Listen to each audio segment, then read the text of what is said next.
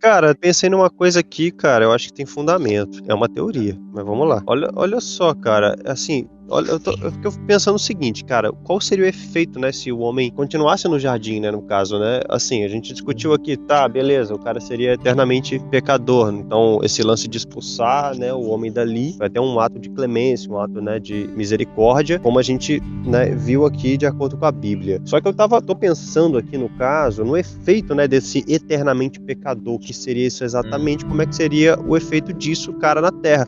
Eu cheguei na conclusão aqui que, cara, pode ser que o homem ficaria basicamente, sei lá, tipo, vamos pegar os primeiros lá, no caso Adão, etc, e se houve também gente ali no jardim na época que rolou, né, a questão da queda, né, e tal, né, que foi até de repente posterior, de repente desde a criação de Adão e Eva, né, até a queda de repente rolou aí bastante, né, bastante tempo, né, a gente não sabe disso, mas enfim, então pegando aqui Adão e a galerinha também ali, no caso que já tinha ali uma tribo, de repente ali uma população, e de repente essas pessoas estariam, tipo assim, vivas até hoje, vamos colocar assim, só que quando chegasse, né, a questão do fim dos tempos, né, até mesmo conectando com o propósito de Deus, etc. Ah, não, na verdade não ia ter como não, porque não ia ter propósito, todo mundo estaria caído eternamente, tá certo? Isso que eu ia falar. Mas, enfim, qual é o problema disso? Pra pessoa, se Deus decretasse, ele fala, não, então beleza, o homem quer viver eternamente separado de mim, ok. Ah, não, já seria, agora eu sei. Na verdade, só corrigindo a minha teoria aqui, na verdade é uma emenda aqui.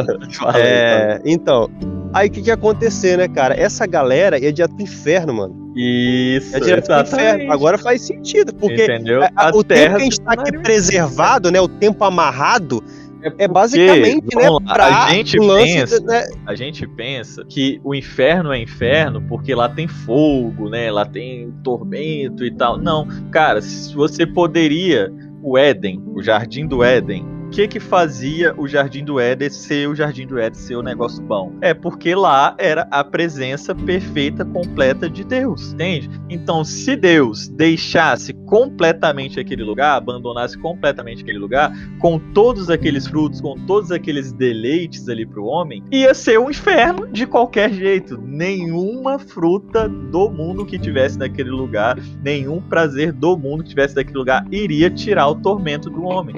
Então eu repito novamente, a gente está sempre com um pensamento muito carnal, né, de que o Jardim do Éden era bom porque tinha conforto para nossa carne, porque tinha alimento, tinha tudo lá. Não, cara, o Jardim do Éden era bom porque lá a presença de Deus habitava perfeitamente, entendeu? O Jardim do Éden era uma prefiguração do próprio céu, do que a gente vive em Cristo, entende? Então o Jardim do Éden era o Jardim do Éden por causa de Deus, não por causa de maçã, fruta, coco, banana, morango, não por causa de árvores de deleites ali, compreende? Então a gente tem que entender isso pra gente ver o quão sério é essas coisas, porque a gente olha e fala, viver uma vida boa é ter dinheiro, é ter conforto, é ter isso. Então, né, Adão era bom de vida porque ele tinha conforto, porque ele tinha água fresca, né, ele tinha sombra e água fresca, né, ele tinha alimentos gostosos, ele tinha prazer, ele tinha mulher pra ele ali, então isso que era a vida boa. Não, cara, a vida de Adão era boa porque ele tinha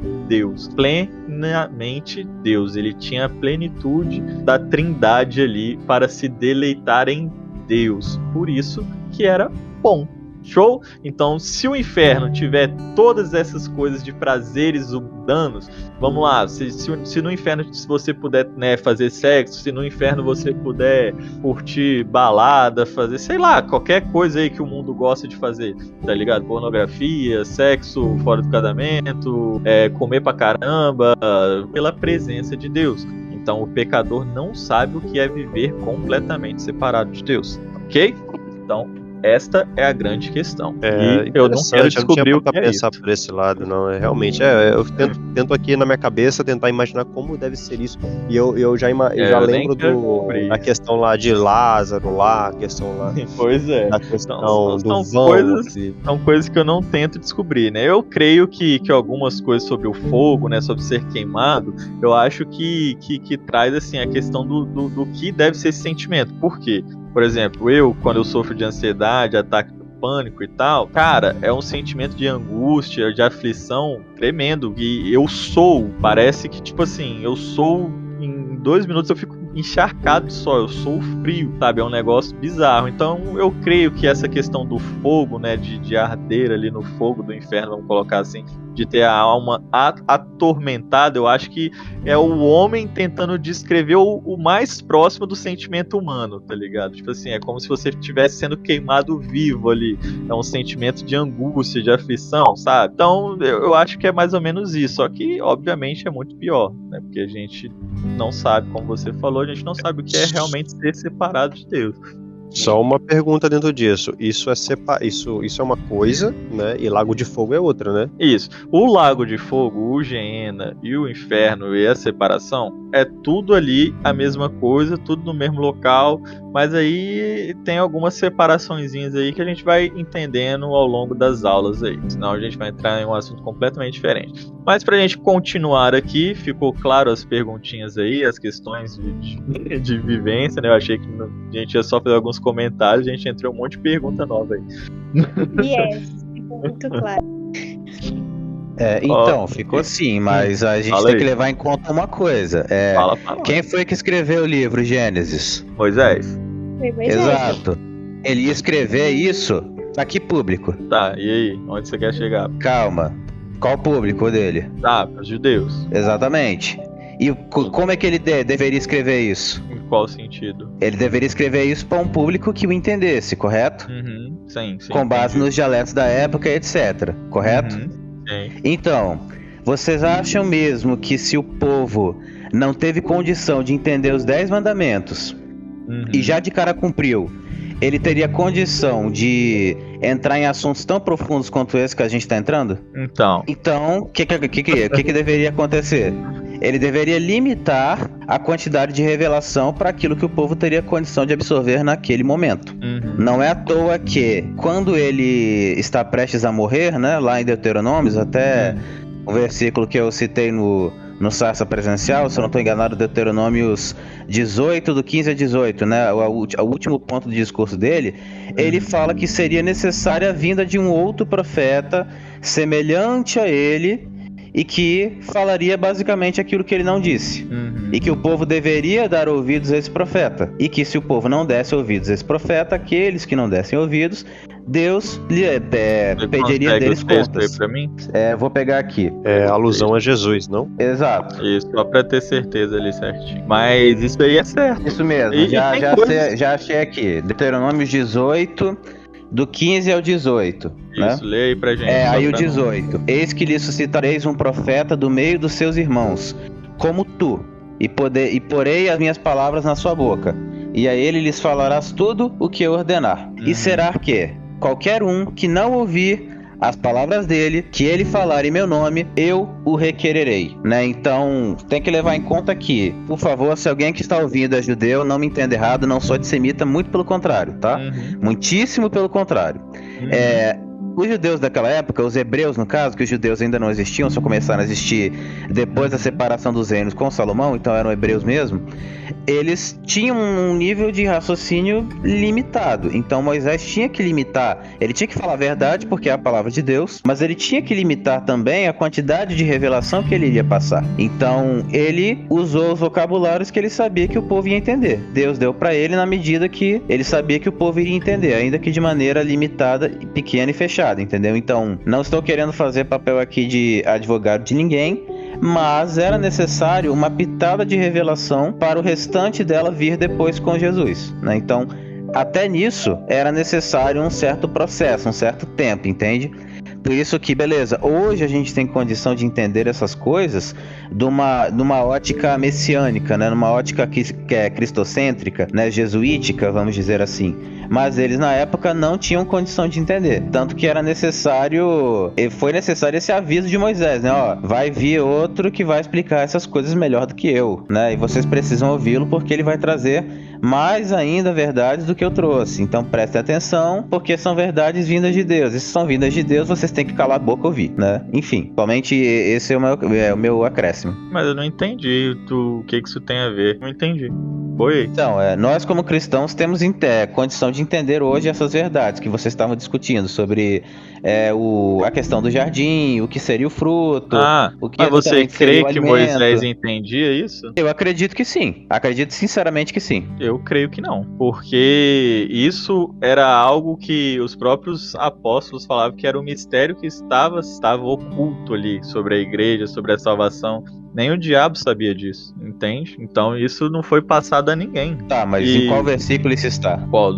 De Paulo? Esse que você acabou de mencionar, de que isso estava escondido, né? Que era um mistério. Porque assim, independentemente desse versículo, eu pessoalmente não vejo muito sentido nesse ponto, a menos que eu tenha entendido errado uma certa passagem. Então, a menos que eu tenha entendido errado uma certa passagem. Qual é a passagem?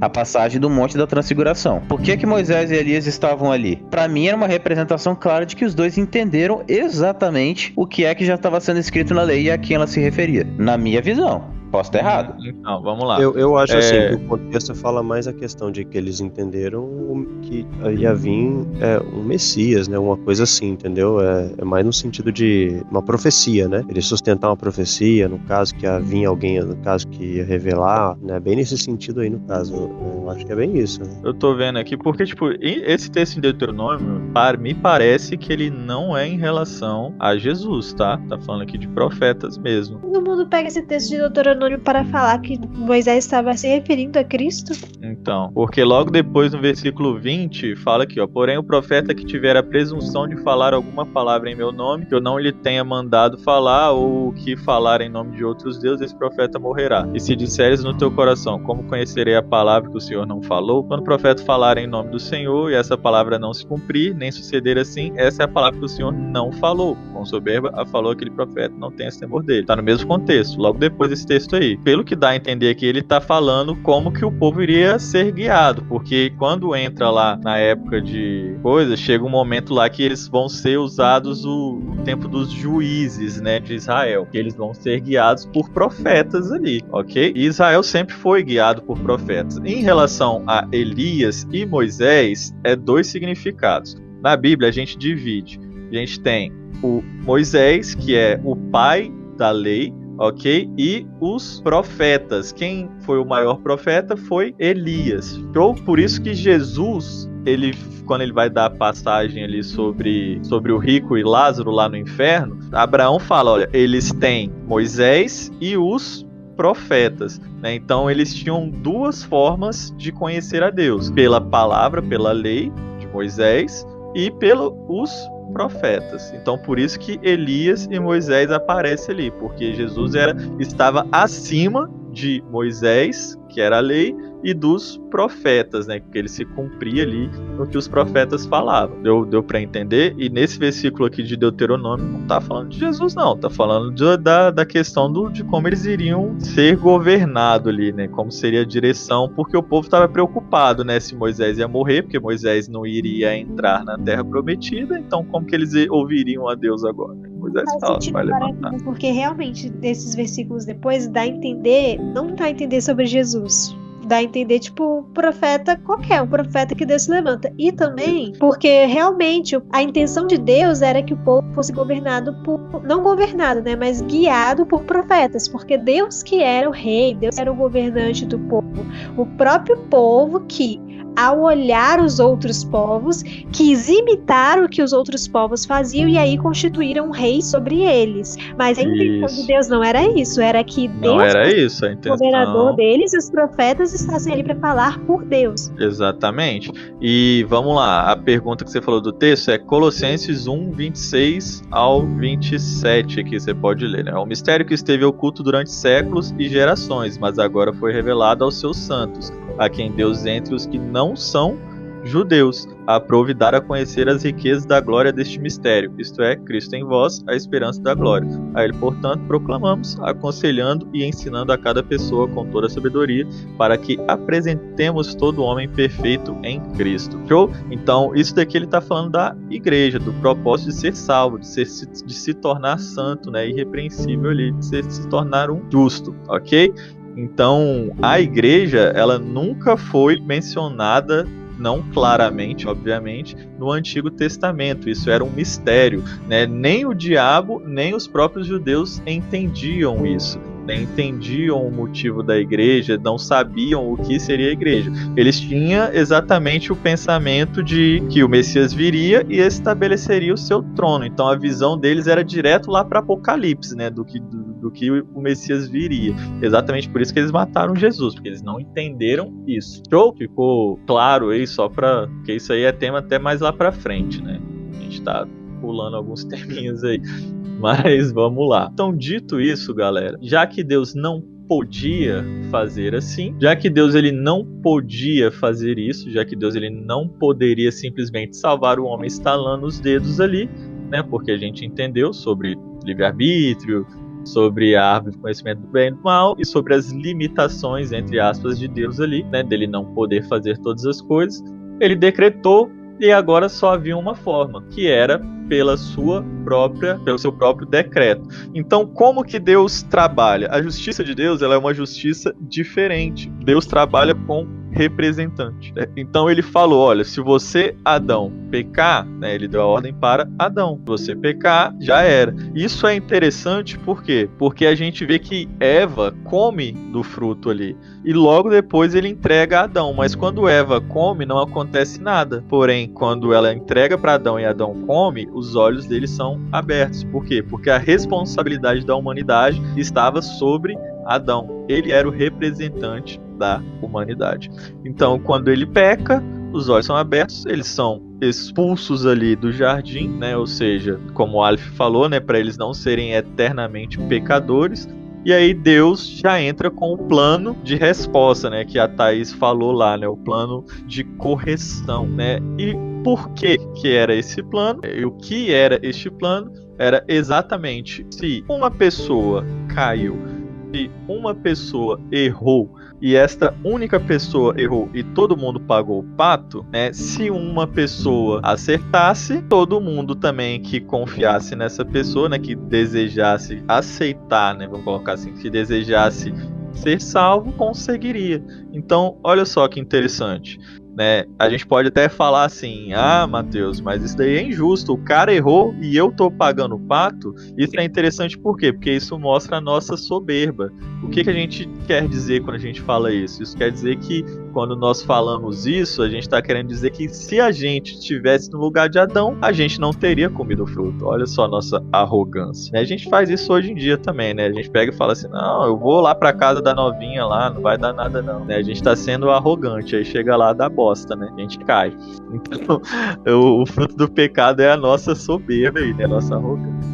Interessante que a própria lei, né, também tem esse aspecto de mostrar e provar pro homem, né, que, cara, se não fosse essa questão de representatividade, né, representação, né, tenta pela lei aí, cara, não ia conseguir, cara, nem uma semana. Exatamente. Não, e é interessante que o quê? Na própria lei já tinha essa questão, esse caráter representativo, que era o quê? Quando o cara ali fizesse, ele tinha que criar, né, um cordeiro ali, gerar coisa e depois apresentar aquele cordeiro pro sacerdote. O cordeiro que ia pagar o pato pelo erro do cara.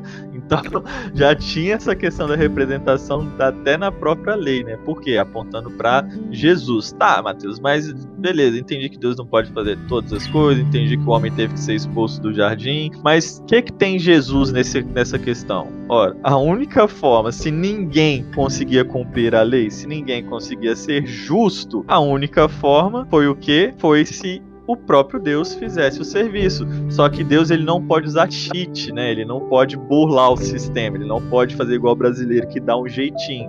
Então, para Deus cumprir isso, Deus teria que abrir mão da sua glória, né? Como a própria Bíblia fala, ele abriu mão da sua glória e ele teve que vir à terra como homem. Então, exatamente por isso que Jesus teve que vir. Ele teve que vir porque não havia outra forma. A única forma de cumprir a sua justiça, a única forma de Deus ser perfeitamente justo, era se ele mesmo abrisse mão da sua glória e viesse como um homem e cumprisse. Ou outro homem cumprisse, né? Mas a gente conhece aí pela história da humanidade que ninguém conseguiu cumprir, porque para o homem era impossível, né? Mas Deus, em seu infinito amor, ele abriu mão de sua glória e desceu, né? Se encarnou ali, tomou a forma de homem. Show? Deus, ele ainda era Deus, mas em nenhum momento da sua vida, incluindo os milagres, a gente vai entender isso mais pra frente, mas em nenhum momento da sua vida Deus usou os seus poderes divinos. Tudo que ele fez foi feito por meio do Espírito Santo. E tudo que ele fez foi feito como se nós também pudéssemos fazer, né? Então é exatamente por isso que Jesus fala que nós faríamos, né, milagres iguais e maiores do que ele, porque tudo que ele fez foi por meio do Espírito Santo, e ele nos deu este Espírito Santo. Show? Então Romanos 5,18, a gente já encaminhar para o final. Romanos 5,18 fala assim: pois assim como por uma só ofensa veio o juízo sobre todos os homens para condenação, assim também por um só ato de justiça veio a graça sobre todos os homens para a justificação da vida. Então, se por uma só ofensa veio o juízo sobre todos, assim também, por um só ato de justiça, veio a justiça para todos. Só que todos vão ser salvos? E aí, galera? Vocês são universalistas? Todos serão salvos, já que ali foi para todos? É bem interessante, né? Que até conecta com a questão do tipo, então após a obra de Cristo, né? A obra da graça, né? Será que o livre-arbítrio foi anulado? Vamos colocar assim, né? E aí? Não, acredito que não, até por causa da questão do livre-arbítrio. De um jeito ou de outro, Deus, ele não é um tirano, como a gente falou aqui anteriormente, no início. Então, você pode escolher aceitar esse sacrifício ou não. Você pode escolher aceitar esse perdão ou não. Deus pagou o preço, Deus está me oferecendo a salvação, mas eu posso escolher, olha, eu não quero essa salvação, eu quero viver aqui a minha vida sem o Senhor, e no final das contas eu quero ir pro inferno. O que é até interessante, porque, tipo assim, muitos ateus e pessoas do mundo e tal, pegam e falam assim, Deus é amor, né? Que amor é esse que Deus vira e fala, se você não vier a mim, eu vou te punir. Que eles fazem essa brincadeira, né? Deus é amor, só que não é bem assim, porque se você não fizer o que ele quer, ele vai te punir. Não é desse jeito. Deus oferece Deus chama tanto que te manda no inferno, né? Mas eu posso fazer uma provocação? Pode. Vocês acham, pegando esse exemplo da Thaís, que a maioria das pessoas chega numa conclusão assim? Por isso não se converte? Deus é amor, mas manda no inferno?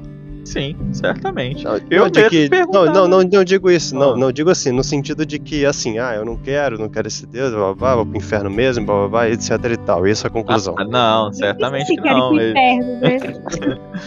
Até porque nem acredito. Porque assim, ninguém quer ir pro inferno. Porque assim, isso que entra na questão que eu quero falar. Eu vejo como o problema principal até mesmo dos desafios, né, de qualquer evangelismo, né, o desafio de qualquer um de nós como ministro, né, uma vez que a gente aceitou Jesus, a gente nasceu de novo, a gente crê nisso mediante a fé. E eu vejo que esses desafios é basicamente o seguinte, né, a gente vive num mundo, né, onde as pessoas acreditam que, cara, beleza, muita gente, né, até entende um pouco, vamos colocar assim, a questão do sacrifício, né, de Deus e tal, né, etc, para nos salvar, entendem parcialmente, né, vamos colocar assim, né, não entende dessa forma mais profunda, né, que é o plano de redenção, né, o objetivo dessa aula e tal, e eu já ouvi muitas delas, inclusive, virar para mim e falar, cara, beleza, mas eu creio em Deus, entendeu, eu sempre acreditei em Deus, etc, então eu acredito que Jesus fez isso, então é isso, já tá feito, tá ligado? Não precisa fazer mais nada, porque ele já fez, então é pra todo mundo, né? A própria Bíblia fala lá, né? É pra todos e tal, então eu já creio, né? Então tá pronto, se eu creio, tá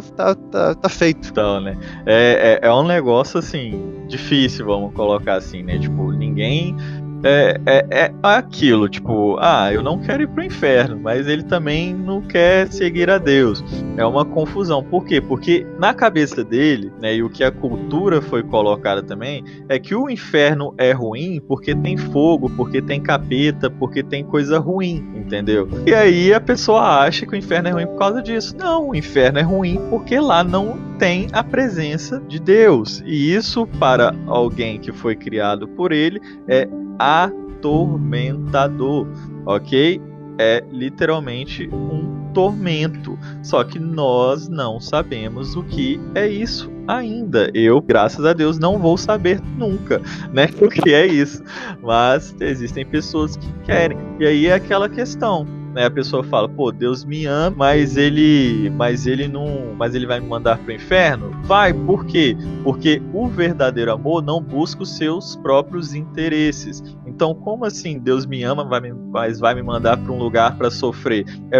Exatamente por ele te amar e ele ser perfeito, é que ele não vai passar por cima da sua própria vontade, ele não vai impor a vontade dele. Sabe quando você quer fazer alguma besteira? Todo mundo já passou por isso. Quando a gente quer fazer alguma coisa e a nossa mãe, o nosso pai, quem cuida da gente, né, pega e fala, cara, não faz isso. E aí você quer e aí a pessoa te proíbe ou começa a tentar impor a vontade dela e você fica puto. Por quê? Porque você quer fazer aquilo e a pessoa quer te impor a vontade dela. Deus não faz isso, entendeu? Então é interessante por quê? Porque a gente fica puto com quem quer impor a sua vontade, mas a gente também fica puto com Deus porque Deus não impõe a sua vontade sobre a gente. Aí a gente entende a confusão aqui? Mas é isso que eu acho, entendeu? Tipo, não é que Deus castiga o homem. Não é que Deus vai lá e castiga. Não, ele oferece 2 caminhos. Olha, você pode ir por esse ou você pode ir por aquele. Qual você escolhe? A pessoa escolhe pro inferno e depois fica reclamando? Não posso fazer nada. É tipo um criminoso reclamar porque tá sendo preso pelo castigo. Exatamente, só que tipo, as pessoas não entendem isso, tipo, por quê? Porque na cabeça delas o inferno é ruim porque tem todas aquelas coisas ruins lá, né? Muita gente até acredita que o próprio diabo que vai ficar te espetando com um garfo ali, por isso que o inferno é ruim, né? Eles entendem como se o inferno fosse uma punição divina, e eu quero que quem esteja ouvindo agora entenda, o inferno não é uma punição divina. O inferno é a consequência da sua escolha. Se a sua escolha é viver sem Deus, é isso que você vai viver, completamente sem Deus. E isso para você é sim uma punição, uma coisa horrenda. Mas é a vontade de Deus? Não. A vontade de Deus é que nenhuma alma se perca, é salvar a todos. Porém, como existe o livre-arbítrio, como existe essa livre escolha de você escolher a quem você vai seguir, se você decidir seguir o caminho que o diabo escolheu, né, a Bíblia fala que o inferno foi criado para Satanás e seus demônios, não foi criado para a humanidade. Mas se você decidiu seguir Satanás e seus demônios, é para lá que Satanás e seus demônios vão, né, um lugar sem a presença de Deus, um lugar de tormento. E se você quer seguir a eles, é para lá que você vai, né? E Deus, ele, né, em seu infinito amor, ele não vai impor a sua vontade a você, só não reclame depois. E é interessante por quê? Porque as pessoas que estavam lá no inferno, né, o próprio, quando Jesus fala ali, ela não reclama de estar lá. Por quê? Porque ela sabe a escolha que ela está. Porém, ela se preocupa com quem estava viva. Ela fala, olha, avisa os meus parentes, avisa eles para não fazer igual a mim, né? Então no inferno existem muitas pessoas, infelizmente, que vão estar lá sofrendo essa vida, mas elas não vão culpar a Deus, porque elas vão entender o real significado de estar separado de Deus. E aí, meu querido, é realmente um negócio assim, terrível, né? Mas Deus, ele veio exatamente para evitar isso. Ele mandou Jesus exatamente para isso. Ele não tinha porquê. Nós éramos apenas uma criação de Deus. Você, por acaso, você cria ali um barco ali de papel, um negócio assim, e aí depois aquele barco se perde, você vai lá e se mata exatamente para salvar um negócio. Não, cara, você descarta e faz outro barco de papel, tá ligado? Porque você tem papel a rodo. O papel é um negócio barato. Éramos isso, nós éramos pó da terra. Mas Deus, em seu infinito amor, ele decidiu nos amar a tal ponto de entregar a sua vida em nosso lugar. Então nós deveríamos morrer, mas Jesus veio para morrer em nosso lugar. E o mais triste é isso. Por quê? Porque o texto fala que por meio de uma só justiça veio a graça sobre todos os homens para justificação de vida. Só que esta graça estar sobre todos os homens é diferente de todos os homens serem salvos. Por quê? Qual a diferença? O perdão está disponível é diferente de todos quererem aquele perdão.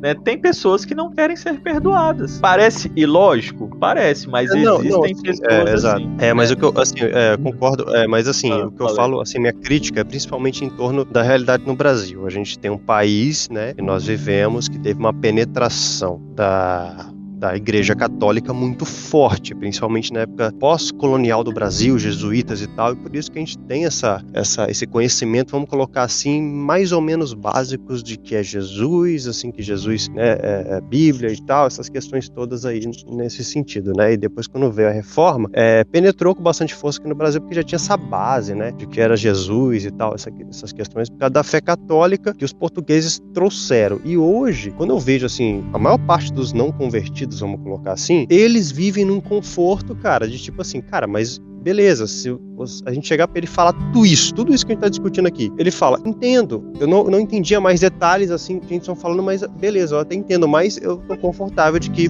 cara, eu acredito em Jesus, eu acredito que de fato ele é real, e ele acha que, cara, assim, possivelmente ele não vai no inferno, talvez, etc, sabe, ele não tem aquele senso, sabe, aquele senso de rejeição que nem o ateu tem, sabe, tipo assim, cara, eu não acredito nisso aí não, e se for inferno mesmo eu vou, valeu, falou, não quero, entendeu? Eu acho que esse lance da religião, mais, né? Exatamente. Ele já tá querendo levar pro lado da pessoa religiosa. Exato, porque eles enxergam mais ou menos no sentido assim, cara, beleza, tem essa obra aí, no caso Cristo fez, cruz, etc, e tá sobre todo mundo, etc, e essa parte aí de que, eu preciso aceitar ainda, como assim? Não, mas ele já fez, então, e eu creio na existência dele, eu tô confortável com isso, então eu tô salvo. É diferente você crer na existência de algo com você fazer parte daquilo, né? Por exemplo, eu posso saber que certa lei me libertou. Agora, eu saber e eu querer usufruir daquela lei são coisas diferentes. A gente vai entender melhor isso na aula sobre fé, que é bem lá pra frente. Aqui a gente ainda tá falando sobre o que Jesus fez por nós. Agora, uma coisa é certa, né? Você saber, você crer em Deus apenas que ele existe, o próprio Tiago fala, né? Faz bem, até os demônios creem e estremecem, né? Então, assim, você só acreditar na coisa dele é algo bom, mas não é o suficiente, né? Nós temos que, esse crer aí deve levar a uma entrega de vida ali, né? Uma escolha, né? Como você vai andar, né? Uma transformação, é receber o Espírito Santo dentro de nós, nos nossos corações, é aceitá-lo como Senhor e Salvador. Lembra do que eu falei sobre o livre-arbítrio? Quem que você quer seguir? Quem que você quer obedecer? Ou você vai agradar a um Senhor ou você vai agradar a outro, né? Então, o Jesus, né? Então Cristo, ele fez isso por nós. Ele morreu na cruz. Mas e aí? O que significa Jesus morreu? É porque ele sofreu lá? Então o que a gente ia sofrer era ser crucificado? Não, vamos abrir lá em Mateus 12 pra gente encerrar. Mateus 12 a gente vai ler do 38 ao 40, tá, galera? Então fala assim: então alguns dos escribas e dos fariseus tomaram a palavra dizendo: mestre, quiséramos ver da tua parte algum sinal. Algumas traduções vão falar, né, sinal miraculoso ou milagre e tal. Mas ele lhes respondeu, Jesus respondeu a eles, e disse: uma geração má e adúltera pede um sinal, porém não se lhe dará outro sinal, senão o sinal do profeta Jonas. Pois como Jonas esteve 3 dias e 3 noites no ventre da baleia, assim estará o Filho do Homem 3 dias e 3 noites no seio da terra, ou no centro da terra. E a gente precisa entender uma coisa aqui, né? Jesus receber, né, ser crucificado, cara, foi algo terrível. Foi algo terrível. Porém, ele recebeu o significado da crucificação é muito mais profundo do que isso. Quando a gente fala do seio da terra, gente, na Bíblia, sempre quando falava sobre o inferno, Sheol, essas coisas, o abismo, né, tá falando sobre o inferno, que eles falam, né, a sepultura, Sheol, o abismo, o centro da terra. são expressões usadas para falar sobre o inferno. Então, tanto biblicamente quanto logicamente, é assim, o fruto do nosso pecado, né, o salário do nosso pecado iria nos levar para o inferno. Aquele que pagou no nosso lugar, deveria ir para onde? Para o céu? Óbvio que não, né? Ele também foi para o inferno. Então, Jesus, ele foi separado do próprio Deus, ele foi separado dele mesmo, né? Então, olha só que louco essa coisa. Imagine, Deus, em seu infinito amor, a gente acha que o maior sofrimento foi a cruz, né? Sempre quando a gente fala sobre a crucificação, a gente pega aqueles vídeos bem pesados, né? De Jesus ficando em carne viva ali e tal. Mas, cara, eu acredito que Jesus iria preferir muito mais passar por 50 crucificações ali, ficando em carne viva, do que ter que sofrer a ira de Deus, do que ter que ir para o inferno. Por que eu digo isso sem medo, né? Porque, cara, você acha realmente que Jesus estava com medo de algo físico, sendo que ele mesmo fala para temer aquele que pode pegar a sua alma e lançar no inferno? Então Jesus, ele não estava com medo de aquilo que pode destruir a carne, porque ele mesmo falou que a gente não tem que temer aquele que pode matar a carne, mas sim aquele que pode te lançar no inferno. E quem que pode te lançar no inferno era Deus. Então Jesus, ele estava com medo de ir para o inferno. Por quê? Porque o inferno era a completa separação de Deus. Então imagine, Deus na Trindade, Jesus, que sempre esteve com Deus, ele sempre fez parte, ele tinha perfeito relacionamento. Então Jesus, ele não sabia o que era ser separado de Deus. Ele não era igual a gente, que nasce separado de Deus e depois a gente passa por aquela experiência maravilhosa de novo nascimento e tudo se transforma. Não, Jesus, ele sempre esteve com Deus, então ele não sabia o que era ser separado de Deus. E ele iria descobrir isso de uma vez só. Ele iria receber todo o pecado da humanidade e ser lançado no inferno e pagar os nossos pecados. Ele iria receber a própria ira. Tudo por causa de mim e por causa de você. Tudo por causa de gente que não é nada, é apenas pó. Ele ainda assim decidiu nos amar. E isso é ilógico. Isso é Deus. Isso é Cristo. E isso é o plano de redenção, né? Jesus, ele mostra tudo ali, né, naquela cruz. Ele prova o seu amor para conosco, morrendo naquela cruz, como Romanos 5 fala. Então Jesus, em seu infinito amor, se doou.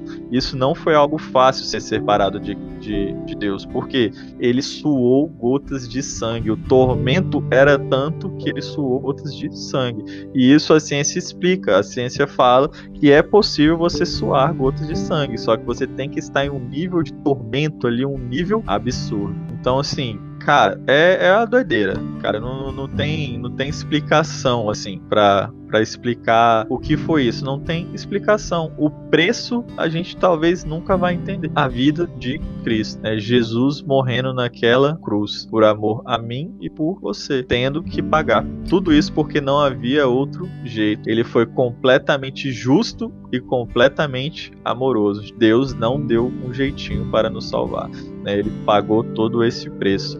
Mas todos serão salvos? Não, porque existem ainda pessoas que vão olhar para isso e não vão aceitar, né? Não vão crer nisso e não vão querer este perdão. O perdão está disponível hoje para todos. Então, se você quer aceitar esse Jesus, apenas fale com ele, né? Converse com ele. Ele está te ouvindo, ele te ouve e ele quer se relacionar com você, a tal ponto que ele deu a própria vida por amor a nós. Então, é isso, galera. Só vou ler aqui já para fazer uma introdução para o próximo versículo, Romanos 5,19, porque, como pela desobediência de um só homem, muitos foram feitos pecadores, assim, pela obediência de um, muitos serão feitos justos. Então a nossa próxima aula vai ser exatamente sobre isso. O que significa ser justo e o que significa ser pecador. Então nós vamos trazer a continuação dessa aula, beleza? Top. O Aleph, ele não vai conseguir terminar aqui porque o celular dele está 8%, mas eu vou então estar substituindo ele nessa função de coordenadora quando ele não puder. Eu acredito que a nossa aula acabou, né? Por aqui eu vou só acrescentar a fala do Mateus. Realmente, eu acredito que a gente nunca vai saber o preço de fato que Jesus pagou naquela cruz, porque se o que ele pagou fisicamente, eu falo por mim, se eu arranhar um dedo, machucar alguma coisa, eu já morro. Não gosto de pensar em dor física. Quando eu olho um filme ou qualquer coisa que alguém está sofrendo alguma dor física, eu não gosto de olhar, eu não gosto de ouvir, porque pra mim é horroroso. Mas o pior nem foi isso, né? Como foi falado, foi estar totalmente separado de Deus. E eu acredito que isso realmente a gente nunca vai saber quanto foi horrível para Cristo se separar totalmente de Deus, por amor a nós. Por amor para pessoas, a gente falou isso na nossa sarça presencial, né? Na semana passada a gente falou, né? Por amor a pessoas que ele não ia ganhar nada. Como o Mateus vive falando, né? A frase, o amor não busca os seus interesses. Então, Cristo não ia ganhar nada de nós por isso, sabe? É tipo um pai com um filho. O que o pai ganha do filho, né? Vamos colocar assim, por cuidar dele, colocar ele no mundo. Assim, em termos financeiros, nada. Em termos de utilidade, às vezes nada também, principalmente quando o filho é pequeno. Então, simplesmente por amor, mesmo que ele não iria ganhar nada com isso, ele nos amou tanto ao ponto de fazer um sacrifício tão grande por nós. Então, se você tá aí ouvindo e, cara, você ainda não aceitou a Cristo e você deseja aceitar Jesus, realmente aceite, cara, receba ele no seu coração, nos procure, né, e também procure uma igreja próxima aí que você goste, que você queira, pra estar te instruindo. E eu também vou dar um adendo aqui, que essa aula e a aula passada que nós falamos, né, do propósito eterno de Deus,